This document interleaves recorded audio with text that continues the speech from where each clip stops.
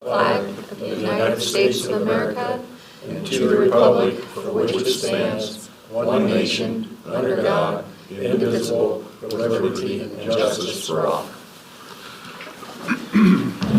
Okay, the purpose of the meeting today is to hold a tentative collective bargaining agreement meeting to discuss any changes, terms, et cetera, in the collective bargaining agreement between the Manchester Teacher Association and Manchester Community Schools, the Board of School Trustees. So I created you have a hard copy. I did not put all the, what I call administrative changes, like changing 2025 to 2026, et cetera, in there, or readjusting the table of contents. But I did highlight everything else changes in red, and we'll go through this through the PowerPoint. So if you could go to the second slide, please, Randy. When you look at the overall investment in our teachers, money allocated for raises, $350,166. Money's allocated for VIBA, it's a 0.5% increase. If you recall, teachers several years ago gave up a 0.5, 25,000, total of 25,368. Money's allocated for 3 ECA positions, $3,936 for a total investment of $379,470, of which Dr. Stevens budgeted a good portion of that into the budget 3 years ago with the information that he's prepared through his financials. If you go to the next slide, Randy. Looking at languages, additions to language, page 8 is increase meal reimbursement costs from $35 to $50 per day. That's for extended professional leave meetings where there's an overnight stay. Often a lot of our meetings are down in Indianapolis for teachers, and $35 was a stretch. And then for day conferences, on page 8A, also a $15 lunch meal reimbursement for a day conference when lunch is not provided. And they, moving forward on professional development requests, they will attach a sheet with it, or a website regarding where they're going. We can always look at those and see if meals are provided or not. For example, I'm going to the state superintendent conference next week. Lunch is provided on the full day, the first full day. So on page 13, just reflecting that change in the VIVA contribution from 0.25% to 0.75%. Can you refresh? Can you tell me what VIVA is?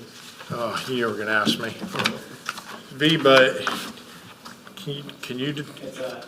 It's money that's going in a retirement account that could be used for health care expenses after you retire. So it's not like a 401 or 403, but I know a number of teachers that have used that pot of money to help them get through until they were old enough to take Medicare, so they could still retire, not rely on our insurance, but pay the medical bills. Voluntary Employees Beneficiary Association. So on page 13 was just reflected that change. On page 14 and carrying on to 15, grievance procedure.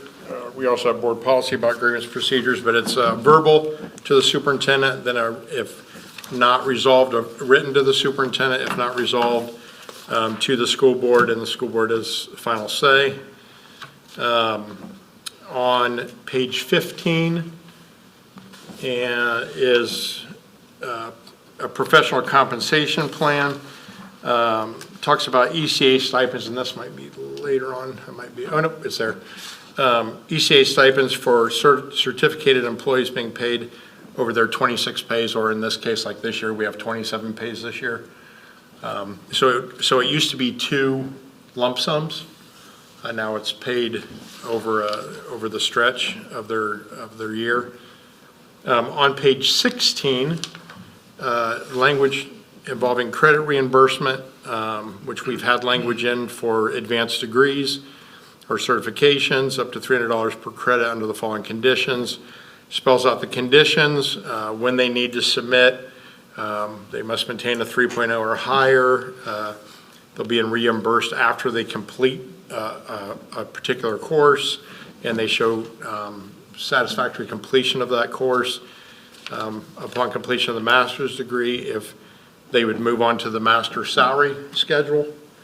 And if a teacher will remain with us for at least 4 years after completion of the course, or earning the courses of study or earning the degree, and if they don't, we have clawback language for reimbursement to the corporation. If we're going to invest in them, we want them to invest in our school corporation. That is on page 16. On page 17, just some new language. Our old pay scale, the bottom was 41.7, the top was 72.5. State law that just passed this past summer said that starting teacher salary needs to be $45,000. So our range now is $45,000 to $76,250. We added a method of pay to indicate employees will be paid over 26 or 7 pays, and we included a calendar based on the next 2 years of when those pay dates occur. And page 18, we added language about some ancillary duties, including prep period coverage. That's when there are times where we do not have enough subs and teachers are asked to give up their personal prep period to cover for a teacher.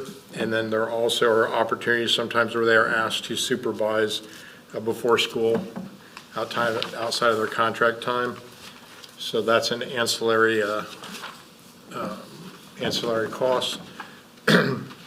On page, Can you Yep. pause on that one? I'm sorry? Do you mind explaining that one a little further? Sure. So right now we pay ancillary duties of Friday night school, after school tutoring. We are adding ancillary duties, before school supervision, up to 2 people, a half an hour before. So if high school teachers, for example, have to be there at 8, 2 teachers could be there at 7:30 and receive $20 for that half an hour of additional duties. Prep period coverage is if Mr. Sarber, if we can't find a sub, he may be asked to cover 7th period social studies for a teacher. That's an ancillary duty because they're giving up their prep time, and that is compensated at the hourly rate, or the period rate, I'm sorry, of a new teacher. So $45,000 divided by 183 days, you get a daily rate. Divide that daily rate by a 7-period day, you get a period rate. So it's not been used much this year, but it does get used. People give up that time. On page 20 is the teacher compensation plan. So you're just paying for it, or is it time can be accrued, or what? You're paying for it. Okay. And that's pretty standard procedure. Compensation plan, this is the big, I guess the big part where there's changes. I worked with the Indiana Employment Relation Board to make sure that the language was, with IRB, to make sure the language was what it needed to be, because they do review these, and your goal is always to have no findings. So just going through it, obviously, again, the salary range changes from 41.7 up to 72.5, and it goes to 45,000 to 76,250. You'll see you have to have at least 2 factors for people to receive an increase. We have 3 factors: evaluation rating, so effective or highly effective. They have to be effective or highly effective. Academic needs, and that's a need to retain teachers. Our language says to take experienced teachers, and it's in there, and ensure that they're going to stay with us. It's called a teacher catch-up model. The third one is literacy endorsement. This year in the state of Indiana, new legislation, if a teacher acquires a new literacy endorsement, they are to be compensated above their base salary. Our amount is $250.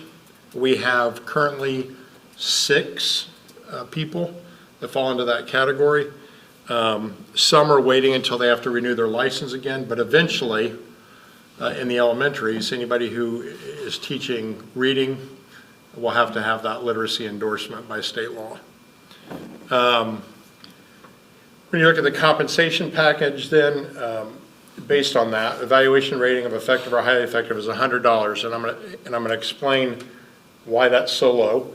The catch-up portion of that, that'd be the second factor, is based on the new teacher contract scale, and it's placing current teachers on the experience level and educational attainment level of a new teacher if they would come into our district on the scale. So Fred, if I hire you as a new teacher into Manchester and you have 8 years experience and a master's, I place you on the scale at 8 years and a master's. If Mr. Penrod has been here 8 years, and has a master's, but he's been being paid at a lower level, it would elevate his pay to the new teacher salary schedule. So that's why it's called a teacher catch-up model. So we are catching up teachers who have been behind to a level of experience and educational attainment of what a new teacher would get coming in under this contract. So whether Fred gets a job or not, Adam's getting that pay raise.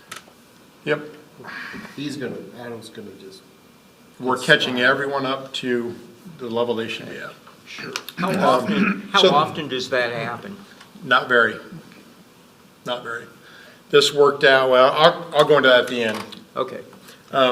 That's why you see a range of $200 to $8,800. We have some teachers who are drastically behind where they should be. Okay. We have some teachers who are right where they should be. Some that I've hired have come in on scale where they should be. So their increase is much less. Where you have a teacher that's maybe 5, 6, 7, 8 years behind, where they would be on the new teacher salary schedule, their increase is greater. So that pool of money that you saw on the first slide covers everything, encompasses all of those raises. The average $3,900 on average. Could I ask another question? Absolutely, as many as you need. How many teachers were receiving that $41,700 in that range? Without looking, I can't tell you without Roughly. looking at the whole teacher. I mean, any new teacher that would have been what they would have come in at this year, 41,700. And they're going to be moved up to the About 40. To 45. 9 of them? Dr. Stevens says 9. We had a lot, go ahead. Oh, that was my question? Yep. I just wanted to know, John. What percentage of our teachers are highly effective or effective? Last couple of years, 100. Yeah, are effective or highly effective. I'm looking at teachers' experience. If they came from a different district, does it have to be public school? Can it be an accredited private school? Like how would you assess experience? Yep, so if it is an accredited school, university, or public school, we take that year for year. We have a clause in here that says you can award up to 0.75% of a year for experiential learning. So I'll take an example. Let's say you have someone who's worked at Lilly or Dow Chemical, and you need a chemistry teacher, and you bring that person in, you could honor their background in chemistry at a 0.75 per year to make it lucrative enough for them to come and fulfill that position.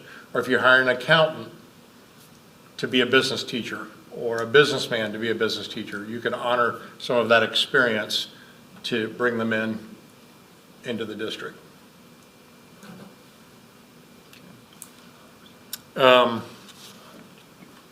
And then you see the last one again is $250 for newly attained literacy endorsement, and we have 6. I went through every single license today on Elvis. Elvis is the state site, so I went through 86 licenses today, even though I knew some people definitely would not have it, like some up at the high school, but I just wanted to double check because I didn't want to miss anybody. So there were 6 individuals so far that have obtained and added that to their license. It has to appear on their teacher certification, and it says literacy endorsement. Will there be one for math in the future, you think? I don't know what endorsement it would be. Yeah, I think with the emphasis right now on reading and Well, that's what I mean. the third grade retention language in the state law, I think that's why there's a major emphasis on literacy right now and the science of reading. On page 21 and 22, you see the new teacher salary schedule. Notice there used to be one column, now there are four. You have your bachelor's schedule, you have your bachelor's with a lit endorsement, which is $250 more. You have a master's schedule, which we've always been 2 levels above a bachelor's if they had a master's, and a master's with the literacy endorsement.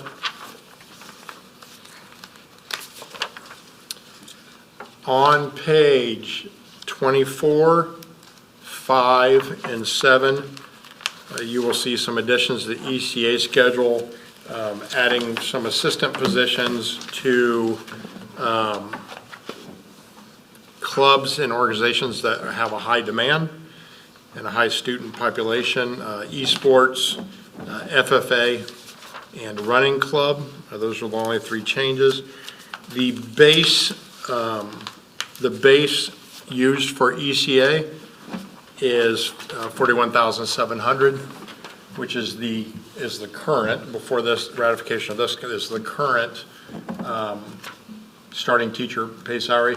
That is staying at $41,700 for now. It is not raising. Typically in the past that has risen with changes in the base pay, but that is staying a constant. And all this increase is in this year. There will be no salary increase in the 26-27 school year. So it's an upfront. It's an upfront increase with no increase next year.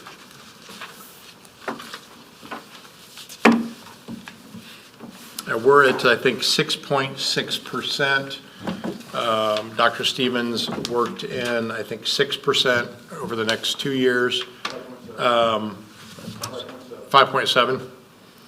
So we've spent a lot of time on this. Just making sure numbers are right.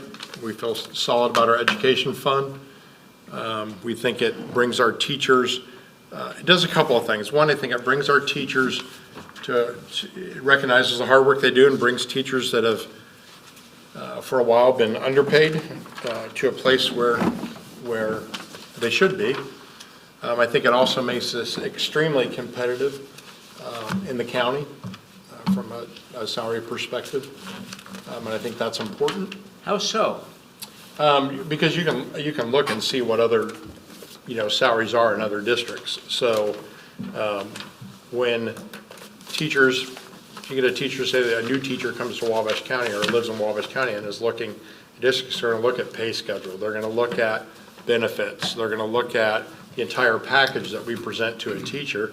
And if they do their due diligence, they're going to compare that against neighboring districts, and often that's going to help drive a decision.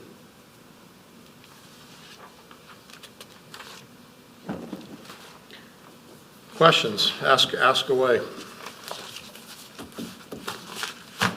Jody, do you have anything to add to this? You're the only To answer teacher. your last question more specifically, there are neighboring districts that have a higher starting salary, but we're still catching up to the 45. However, I do think you have to look at a lot of the factors. The benefits, we have a lot of things built in that other schools don't. And I think overall, I mean, it's good. If people would, give Manchester a chance, they would see that too. But I did want to say something. I don't know if this is the time to do that or not. Sure. Yeah. Okay. Please. Unrelated to your question, however.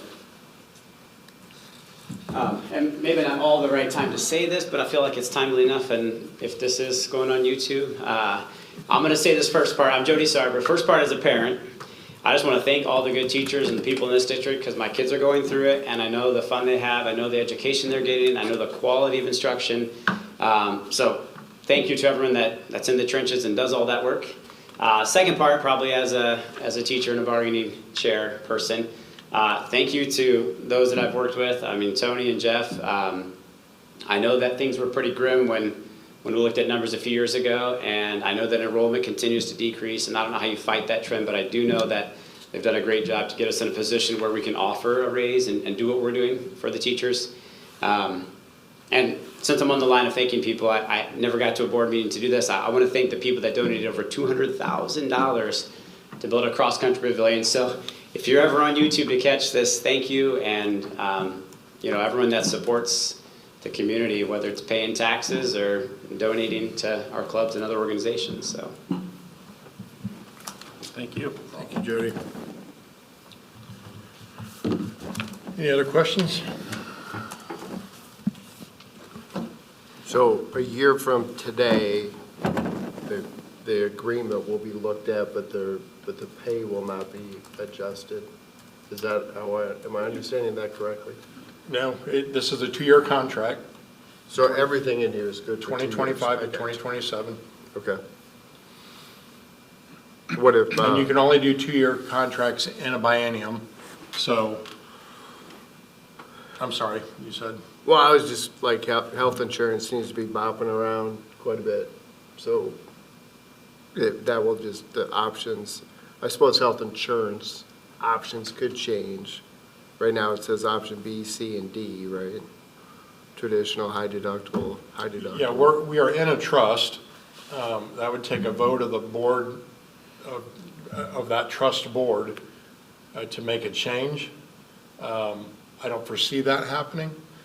Obviously, rates do occasionally change. They change often yearly, Yeah, right?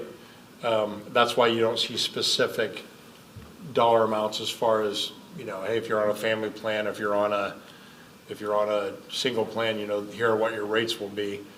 They get that information. All employees get that information, but it would not be part of that CBA. CBA would talk about the structure of healthcare and what we provide, what percentage we pay, what we provide for our teachers, as far as percentage-wise in our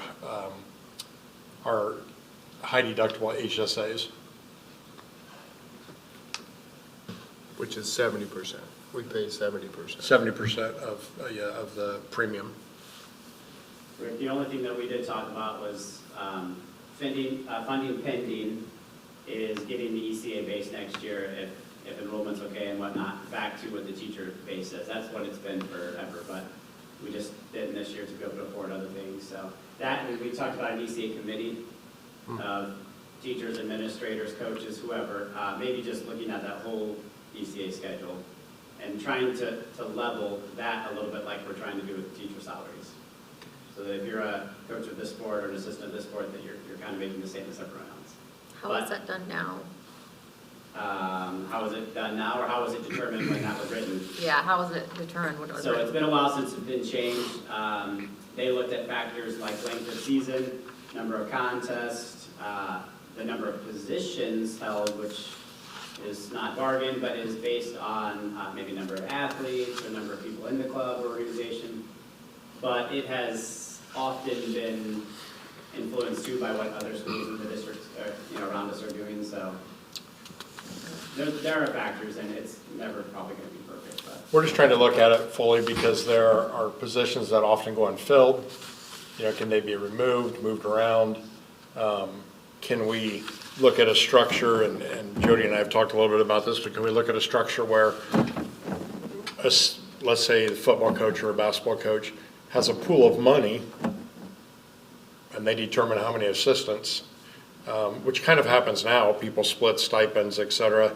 But then that just puts the onus on, you have this much money for your assistants, you can't go above that. So we're just looking at the whole picture. Hasn't been visited in a while. It'll take some time.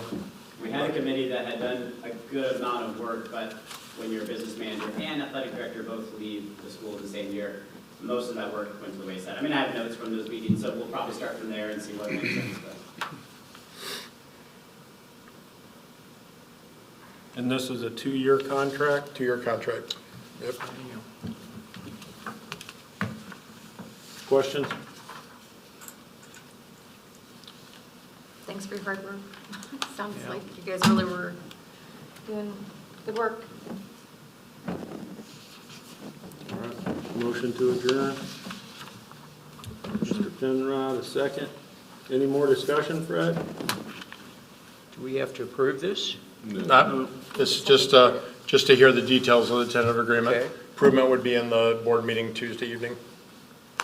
Then a second? Mr. Orr, second.